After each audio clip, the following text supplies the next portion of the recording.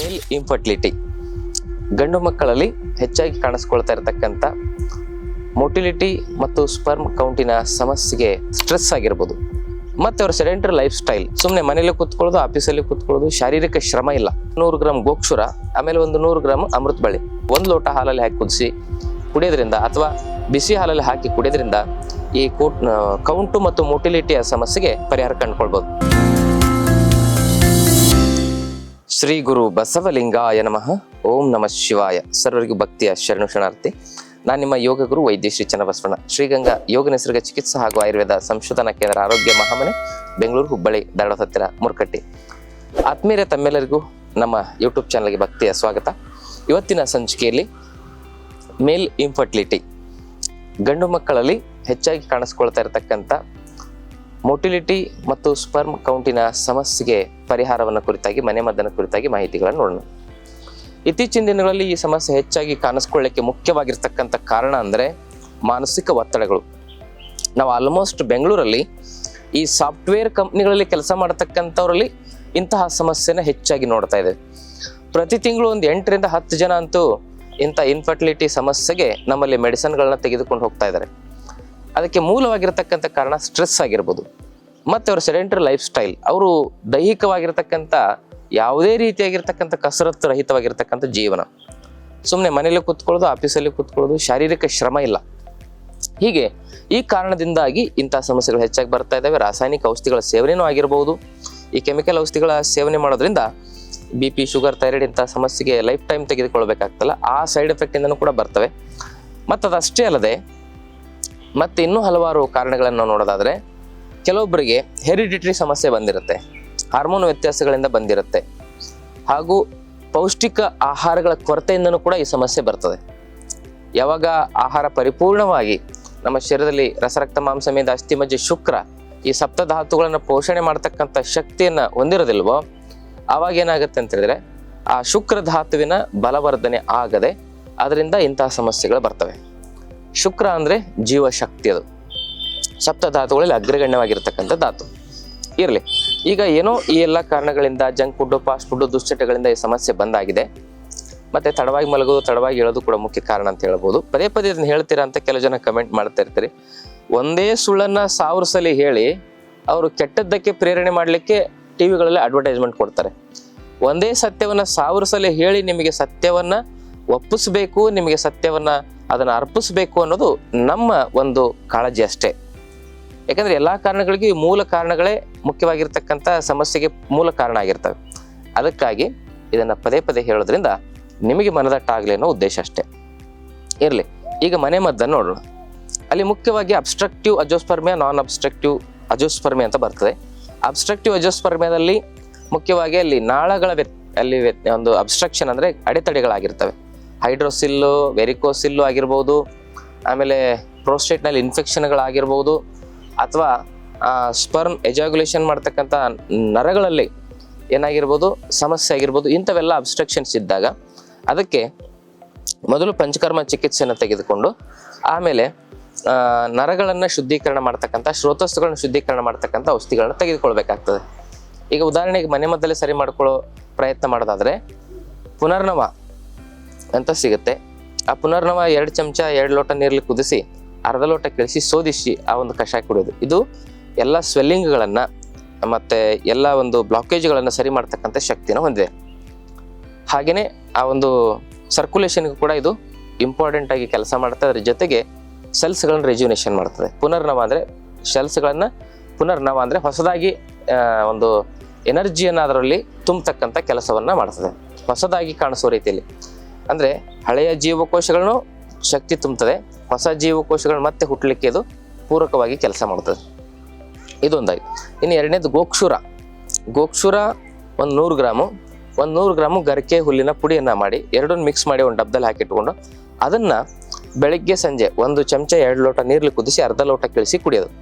ಇನ್ನು 3ನೇ ಮನೆ ಮದ್ದಾಗಿ ಒಂದು 100 ಗ್ರಾಮ್ ಅರ್ಜುನದ ಚಕ್ಕೆಯನ್ನು, ಅರ್ಜುನ ಚಕ್ಕೆ ಅಂತ ಸಿಗುತ್ತೆ, ಆನ್ಲೈನಲ್ಲಿ ಆರ್ಡರ್ ಮಾಡಿ ಅರ್ಜುನ ಚಾಲ್ ಅಂತ ಹೊಡೆದ್ರು ಬರ್ತದೆ, ಅದನ್ನು 100 ಗ್ರಾಮು, ಒಂದು 100 ಗ್ರಾಮು ಗರಿಕೆ, ಆಮೇಲೆ ಒಂದು 100 ಗ್ರಾಮ್ ಗೋಕ್ಷುರ, ಆಮೇಲೆ ಒಂದು 100 ಗ್ರಾಮ್ ಅಮೃತ ಬಳ್ಳಿ ಈ 4 100 ಗ್ರಾಮ್ ಪುಡಿ ಮಾಡ್ಕೊಂಡು ಆ ಪುಡಿಯನ್ನು ಮಿಶ್ರಣ ಮಾಡಿ ಇಟ್ಕೊಳ್ಳಿ. ಅದನ್ನು ಕೂಡ ಒಂದು ಚಮಚ 2 ಲೋಟ ನೀರಲ್ಲಿ ಕುದಿಸಿ ಅರ್ಧ ಲೋಟ ಕಿಳಿಸಿ ಕುಡಿಯೋದ್ರಿಂದ ಈ ವೆರಿಕೋಸಿಲ್ಲು, ಈ ಹೈಡ್ರೋಸಿಲ್ ಅಂತಕ್ಕಂಥ ಸಮಸ್ಯೆಗಳು, ಏನೋ ಅಬ್ಸ್ಟ್ರಕ್ಷನ್ ಆಗಿದ್ರೆ ಯೂರಿನರಿ ಟ್ರ್ಯಾಕ್ ಅಲ್ಲಿ UTI ಸಮಸ್ಯೆಗಳಿದ್ರೆ ಅದನ್ನ ಗುಣ ಮಾಡಲಿಕ್ಕೆ ಇದು ಹೆಲ್ಪ್ ಮಾಡುತ್ತೆ.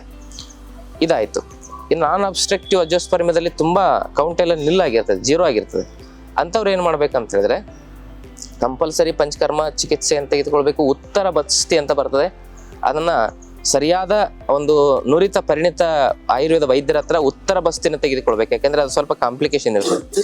ಅದನ್ನು ತೆಗೆದುಕೊಳ್ಳೋದು, ಸರಿಯಾಗಿ ಪತ್ತೆ ಮಾಡಿ ಯೋಗ ಮಾಡಿದ್ರೆ ನಾನ್ ಅಬ್ಸ್ಟ್ರಕ್ಟಿವ್ ಅಜೋಸ್ಪರ್ಮಿಯಾ ಅಂದ್ರೆ 0 ಕೌಂಟ್ ಇರ್ತದೆ, ಮೊಟಿಲಿಟಿ ಅಲ್ಲ, ಅಂಥವ್ರು ಕೂಡ 100ಕ್ಕೆ ಒಂದು 60-70% ಜನರು ಅದನ್ನ ಸರಿಪಡಿಸ್ಕೋಬಹುದು. ಇಲ್ಲಾಂದ್ರೆ ಅದನ್ನೇನ್ ಮಾಡ್ತಾರೆ, ಒಂದು ಪಿಸ್ಸಾ ಥೆರಪಿ ಅಂತ ಮಾಡ್ತಾರೆ. ಪಿಸ್ಸಾ ಅಂದ್ರೆ ಡೈರೆಕ್ಟ್ ಆಗಿ ಟೆಸ್ಟಿಕಲ್ ಇಂದನೇ ಕೌಂಟ್ ಇದು ಸ್ಪರ್ಮ್ ತೆಗಿತಕ್ಕಂಥ ಕೆಲಸವನ್ನ ಮಾಡ್ತದೆ. ಅಲ್ಲಿ ಏನಾದ್ರು ಸ್ವಲ್ಪ ಹೆಚ್ಚು ಕಮ್ಮಿ ಆಯ್ತು ಅಂದ್ರೆ ಪ್ರಾಣಕ್ಕೆ ಅಪಾಯ ಆಗುವ ಚಾನ್ಸಸ್ಗಳು ಇರ್ತವೆ. ಅದಕ್ಕೆ ಆ ದೊಡ್ಡ ಸರ್ಜರಿ ರಿಸ್ಕ್ ತಗೊಳ್ಳೋದಕ್ಕಿಂತ ಮೊದಲು ಇದನ್ನ ನೀವು ಮಾಡೋದು ತುಂಬಾ ಉತ್ತಮ ಅಂತ ನನ್ನ ಒಂದು ಅಭಿಪ್ರಾಯ. ಮತ್ತೇನಂದ್ರೆ ಬಹಳ ಜನರಿಗೆ ಡೋನರ್ ಸ್ಪರ್ಮ್ ಹೋಗ್ಲಿಕ್ಕೂ ಇಷ್ಟ ಇರೋದಿಲ್ಲ. ಯಾಕಂದ್ರೆ ತಮ್ಮದೇ ಬಯಾಲಜಿಕಲ್ ಚೈಲ್ಡ್ ಬೇಕು ಅಂತ ಆಸೆ ಇರ್ತದೆ. ಅದಕ್ಕಾಗಿ ನೀವು ಆದಷ್ಟು ಹೆಣ್ಮಕ್ಳಿಗೆ 35 ವರ್ಷ ಆದ್ಮೇಲೆ ಎಗ್ ಪ್ರೊಡ್ಯೂಸ್ ಆಗೋದು ತುಂಬಾ ಕಮ್ಮಿ ಆಗುತ್ತೆ. ಆವಾಗ ನೀವು ಅದಾದ್ಮೇಲೆ ನೀವು ಜಾಸ್ತಿ ನೀವೇನಾದ್ರು ಪ್ರಯತ್ನ ಪಟ್ಟು ಸರಿ ಮಾಡ್ಕೊಂಡ್ರು ಕೂಡ ಅದು ವೇಸ್ಟ್ ಆಗುತ್ತೆ. ಯಾಕಂದ್ರೆ ಅಲ್ಲಿ ಎಗ್ಗೆ ಇರದೇ ಇದ್ದಾಗ ನಿಮ್ಮ ಒಂದು ಕ್ವಾಂಟಿಟಿ ಕ್ವಾಲಿಟಿ ಎಷ್ಟೇ ಇಂಪ್ರೂವ್ಮೆಂಟ್ ಆದ್ರೂ ಕೂಡ ಅದು ಉಪಯೋಗ ಆಗ್ದಂಗೆ ಆಗುತ್ತೆ. ಅದಕ್ಕೆ ಗಂಡ್ಮಕ್ಳು 50-60 ವರ್ಷ ಆದ್ರೂ ಅವ್ರದ್ದೇನು ತೊಂದರೆ ಇಲ್ಲ. ಹೆಣ್ಮಕ್ಳಿಗೆ 35 ವರ್ಷದವರೆಗೂ ಹೆಚ್ಚು ಆ ಒಂದು ಫರ್ಟಿಲಿಟಿ ರೇಟು ಕ್ರಿಯಾಶೀಲವಾಗಿರ್ತದೆ. ಅದಕ್ಕಾಗಿ ನೀವು ಇದರಲ್ಲಿ ಡಿಲೇ ಮಾಡದೆ ನಿಮ್ಮ ಸಮಸ್ಯೆಗೂ ಪರಿಹಾರ ಕಂಡುಕೊಳ್ಬೇಕು. ಅವ್ರ ಏಜನ್ನು ಕೂಡ ನೀವು ಗಣನೆಗೆ ತೆಗೆದುಕೊಳ್ಬೇಕು ಅನ್ನೋ ವಿಚಾರ ಬಹಳ ಮುಖ್ಯವಾಗಿರ್ತಕ್ಕಂಥದ್ದು. ಈಗ ಇದಾದ್ಮೇಲೆ ಒಂದಿಷ್ಟು ಏನೇನು ಅಬ್ಸ್ಟ್ರಕ್ಷನ್ಸ್ ಇಲ್ಲ, ಏನೂ ಇಲ್ಲ, ಸಾಧಾರಣವಾಗಿ ಮೊಟಿಲಿಟಿ ಕೌಂಟ್ ಸ್ವಲ್ಪ ವ್ಯತ್ಯಾಸ ಆಗಿದೆ, ಕಡಿಮೆ ಆಗಿದೆ ಅನ್ನೋದಕ್ಕೆ ಅಂಥದಕ್ಕೊಂದಿಷ್ಟು ಮನೆಮದ್ದುಗಳನ್ನು ಹೇಳ್ತೇನೆ. ಒಂದು 100 ಗ್ರಾಮು ಶಿವಲಿಂಗಿ ಬೀಜ, ಒಂದು 100 ಗ್ರಾಮು ಪುತ್ರ ಜೀವಕ ಬೀಜ, ಇವೆರಡನ್ನೂ ಸಮ ಪ್ರಮಾಣದಲ್ಲಿ ತೆಗೆದುಕೊಂಡು ಅದನ್ನ ಪುಡಿ ಮಾಡ್ಕೊಳ್ಳಿ. ಅದೆರಡು ಆನ್ಲೈನಲ್ಲಿ ಸಿಗುತ್ತೆ, ಇಲ್ಲಾಂದ್ರೆ ಒರಿಜಿನಲ್ ಫ್ರೆಶ್ ಸ್ಟಾಕ್ ಬೇಕಂದ್ರೆ. ಯಾಕಂದ್ರೆ ಅದು ಓಲ್ಡ್ ಸ್ಟಾಕ್ ಇದ್ರೆ ಅಷ್ಟೊಂದು ಉಪಯೋಗ ಆಗಲ್ಲ, ಫ್ರೆಶ್ ಆಗಿರ್ಬೇಕು ಸ್ಟಾಕ್. ಯಾವುದೇ ಒಂದು ಮೂಲಿಕೆನ ಅದನ್ನ ನಾವು ಕಿತ್ತು ತಂದು ಸ್ಟಾಕ್ ಮಾಡಿದಾಗ 1 ವರ್ಷದೊಳಗೆ ಬಳಸಬೇಕು. ಇಲ್ಲಾಂದ್ರೆ ಅದೇನಾಗುತ್ತೆ, ಅದ್ರಲ್ಲಿ ಕ್ವಾಲಿಟಿ ಕಡಿಮೆ ಆಗಿರುತ್ತೆ. ಅಂತ ಫ್ರೆಶ್ ಸ್ಟಾಕ್ ಬೇಕಂದ್ರೆ ನಮ್ಮಲ್ಲಿನೂ ಕೂಡ ನೀವು ತರಿಸ್ಕೋಬಹುದು. ಅವೆರಡನ್ನು ಪುಡಿ ಮಾಡಿ ಅದರ ಮಿಶ್ರಣ ಮಾಡಿ ಬೆಳಗ್ಗೆ ಸಂಜೆ 1 ಚಮಚ ಅದನ್ನ, 2 ಪುಡಿಯನ್ನು ಮಿಶ್ರಣ ಮಾಡಿರ್ತಕ್ಕಂಥ ಪುಡಿಯನ್ನು 1 ಚಮಚ 1 ಲೋಟ ಹಾಲಲ್ಲಿ ಹಾಕಿ ಕುದಿಸಿ ಕುಡಿಯೋದ್ರಿಂದ ಅಥವಾ ಬಿಸಿ ಹಾಲಲ್ಲಿ ಹಾಕಿ ಕುಡಿಯೋದ್ರಿಂದ ಈ ಕೌಂಟು ಮತ್ತು ಮೊಟಿಲಿಟಿಯ ಸಮಸ್ಯೆಗೆ ಪರಿಹಾರ ಕಂಡುಕೊಳ್ಬಹುದು. ಅದಷ್ಟೇ ಅಲ್ಲ, ಮತ್ತೊಂದು ಮನೆಮದ್ದನ್ನು ನೋಡೋದಾದ್ರೆ 100 ಗ್ರಾಮು ಅಶ್ವಗಂಧ ಚೂರ್ಣ, 100 ಗ್ರಾಮು ಶತಾವರಿ ಚೂರ್ಣ, 100 ಗ್ರಾಮು ಅರ್ಜುನದ ಚಕ್ಕೆಯ ಪುಡಿ, ಇವೆಲ್ಲವೂ ಕೂಡ ಒರಿಜಿನಲ್ ತೆಗೆದುಕೊಳ್ಳೋದು, ಫ್ರೆಶ್ ಸ್ಟಾಕ್ ತೆಗೆದುಕೊಳ್ಳೋದು ಬಹಳ ಮುಖ್ಯ. ಅದಕ್ಕಾಗಿನೇ ತಾವು ಇದನ್ನ ಮನೆಮದ್ದನ್ನ ನಿಮಗೆ ನಂಬಿಕೆಯಸ್ತ್ರ ಹತ್ರ ಎಲ್ಲಾದ್ರೂ ಚೂರ್ಣಗಳು ಪರ್ಫೆಕ್ಟ್ ಆಗಿ ಸಿಕ್ಕರೆ ತೆಗೆದುಕೊಳ್ಬಹುದು, ಇಲ್ಲ ನಮ್ಮಲ್ಲಿಂದ ನೀವು ಆ ಒಂದು ಚೂರ್ಣಗಳನ್ನು ತರಿಸ್ಕೋಬಹುದು. 3 ಪದಾರ್ಥ ಅರ್ಜುನ, ಅಶ್ವಗಂಧ, ಶತಾವರಿ, ಈ 3 ಪದಾರ್ಥ. ಆಮೇಲೆ ಇದರಲ್ಲಿ 20 ಗ್ರಾಮು ಲವಂಗದ ಪುಡಿಯನ್ನು ಹಾಕಿ, ಲವಂಗನ ಪುಡಿ ಮಾಡಿ ಹಾಕಬೇಕು. ಆಮೇಲೆ ಇದರಲ್ಲಿ ಅತಿ ಬಲ ಅಂತ ಸಿಗುತ್ತೆ, ಅತಿ ಬಲ ಅದರ ಬೀಜಗಳು ಸಿಗ್ತವೆ, ಅತಿ ಬಲದ ಬೀಜ. ಆ ಬೀಜಗಳನ್ನ 1 ತೊಲೆಯಷ್ಟು ಪುಡಿ ಮಾಡಿ ಅದ್ರಲ್ಲಿ ಹಾಕಬೇಕು. ಆಮೇಲೆ ನಸುಗುನ್ನಿ ಬೀಜ ಅಂತ ಸಿಗುತ್ತೆ, ನಸುಗುನ್ನಿ ಬೀಜ ಕಪಿಕಚ್ಚು ಅಂತಾರೆ, ಅದರಲ್ಲಿ ಕಪ್ಪು ನಸುಗುನ್ನಿ ಬೀಜವನ್ನ ಪುಡಿ ಮಾಡಿ ಅದನ್ನು ಕೂಡ 100 ಗ್ರಾಮ್ ಹಾಕಿ. ಇವೆಷ್ಟೆಲ್ಲ ಸೇರಿರ್ತಕ್ಕಂಥ ಈ ಪದಾರ್ಥವನ್ನ, ಅವೆಲ್ಲ ಚೂರ್ಣಗಳನ್ನು ಮಿಶ್ರಣ ಮಾಡಿ ಒಂದು ಡಬ್ಬದಲ್ಲಿ ಹಾಕಿ ಇಟ್ಟುಕೊಂಡು ಅದನ್ನ 1 ಚಮಚ ತೆಗೆದುಕೊಳ್ಳಿ. ಅದರಲ್ಲಿ ಅರ್ಧ ಚಮಚ ಜೇನು, ಇನ್ನೊಂದು ಚಮಚ ಹಸುವಿನ ತುಪ್ಪ ಮಿಶ್ರಣ ಮಾಡಿ ಬೆಳಗ್ಗೆ ಅದನ್ನ ಸೇವನೆ ಮಾಡಿ. ಅದಾದ್ಮೇಲೆ 1 ಲೋಟ ಸ್ವಲ್ಪ ಎಳ್ನೀರು ತೆಗೆದುಕೊಳ್ಬೇಕಾಗ್ತದೆ.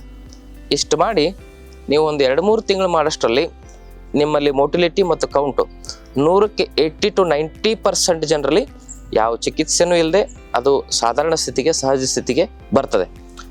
ಇದಕ್ಕಾಗಿಲ್ಲ ಅಂದಾಗ ತಾವು 1 ಬಾರಿ ಆಯುರ್ವೇದ ವೈದ್ಯರನ್ನು ಸಂಪರ್ಕ ಮಾಡಬೇಕು, ಅಥವಾ ಪಂಚಕರ್ಮ ಚಿಕಿತ್ಸೆಯನ್ನು ತೆಗೆದುಕೊಂಡು ಆಯುರ್ವೇದ ರಸೌಷಧಿಗಳನ್ನು ತೆಗೆದುಕೊಳ್ಳೋದು ಬಹಳ ಮುಖ್ಯ ಅಂತಕ್ಕಂಥ ಮಾತನ್ನು ಹೇಳ್ತಾ, ಈ ಮಾಹಿತಿ ಇಷ್ಟವಾದಲ್ಲಿ ತಮ್ಮ ಬಂಧು ಮಿತ್ರರೊಂದಿಗೆ ಶೇರ್ ಮಾಡ್ಕೊಳ್ಳಿ. ಜೊತೆಗೆ ನಮ್ಮ ಚಾನಲ್ ಸಬ್ಸ್ಕ್ರೈಬ್ ಮಾಡ್ಕೊಂಡು ದಯವಿಟ್ಟು ಸಬ್ಸ್ಕ್ರೈಬ್ ಮಾಡ್ಕೊಳ್ಳಿ. ನಮ್ಮ ಆಶ್ರಮದಲ್ಲಿ 5 ದಿನದ ಆರೋಗ್ಯ ಶಿಬಿರ ನಡೀತಾ ಇದೆ. ಅಲ್ಲಿ ಆರೋಗ್ಯವಂತ ಮನುಷ್ಯರು ಕೂಡ ಬರ್ಬೋದು. ಯಾಕಂದ್ರೆ ಮುಂದೆ ಆರೋಗ್ಯದ ಸಮಸ್ಯೆಗಳು ಬರಬಾರ್ದು ಅಂತೇಳಿ ಔಷಧಿ ಕೊಡು ಅಂದ್ರೆ ಯಾರು ಕೊಡಲ್ಲ, ಬಂದ ಮೇಲೆ ಕೊಡ್ತಾರೆ. ಆರೋಗ್ಯ ಸಮಸ್ಯೆಗಳು ಬರದೇ ಇರೋದಕ್ಕೆ ಒಂದು ಔಷಧಿ ಅಂದ್ರೆ ಯೋಗ ಮತ್ತು ಆಹಾರ ಪದ್ಧತಿ, ಜೀವನ ಕ್ರಮ. ಅದನ್ನ ನಾವು 100 ವರ್ಷ ಆರೋಗ್ಯವಾಗಿರಬೇಕು, ಆಸ್ಪತ್ರೆ ಔಷಧಿಗಳ ಸವಾಸ ಬೇಡ ಅನ್ನೋರು ಕೂಡ ಬನ್ನಿ. ಈಗಾಗಲೇ BP, sugar, thyroid, cholesterol, kidney ಇವೆಲ್ಲ ಸಮಸ್ಯೆಗಳಿಂದ ಬಳಲ್ತಾ ಇರೋರು, ಸೋರಿಯಾಸಿಸ್ ಅಂತ ಸಮಸ್ಯೆಗಳಿಗೆ ಲೈಫ್ ಟೈಮ್ ಮೆಡಿಸಿನ್ ತೆಗೆದುಕೊಳ್ತಾ ಇರೋರು ಆ ಶಿಬಿರದಲ್ಲಿ ಭಾಗವಹಿಸಿ ಆ ಮಾತ್ರೆಗಳನ್ನ ಹೇಗೆ ಬಿಡೋದು, ಆ ಮಾತ್ರೆಗಳಿಲ್ಲದೆ ಹೇಗೆ ನಾವು ಆರೋಗ್ಯವಾಗಿ ಬದುಕೋದು ಅನ್ನೋದನ್ನ ತಿಳ್ಕೊಳ್ಬೋದು. ಅದಕ್ಕೆ ತಾವೆಲ್ಲರೂ ಆ ಒಂದು ಶಿಬಿರದಲ್ಲಿ ಕುಟುಂಬ ಸಮೇತರಾಗಿ ಭಾಗವಹಿಸೋದ್ರ ಮೂಲಕ ಅದರ ಪ್ರಯೋಜನಗಳನ್ನು ಪಡ್ಕೊಳ್ಳಿ ಅಂತಕ್ಕಂಥ ಮಾತನ್ನು ಹೇಳ್ತಾ ಈ ದಿನದ ಸಂಚಿಕೆಯನ್ನು ಮುಗಿಸ್ತಾ ಇದ್ದೀನಿ. ತಮ್ಮೆಲ್ಲರಿಗೂ ಶರಣಾರ್ಥಿ. ಇನ್ನಷ್ಟು ಆಯುರ್ವೇದ ಮತ್ತು ಯೋಗ ಚಿಕಿತ್ಸೆ ಟಿಪ್ಸ್ಗಾಗಿ Vaidyashree health tips channel subscribe ಮಾಡಿ, ಹಾಗೆ ಫೇಸ್ಬುಕ್, ಇನ್ಸ್ಟಾಗ್ರಾಂನಲ್ಲಿ ಫಾಲೋ ಮಾಡಿ.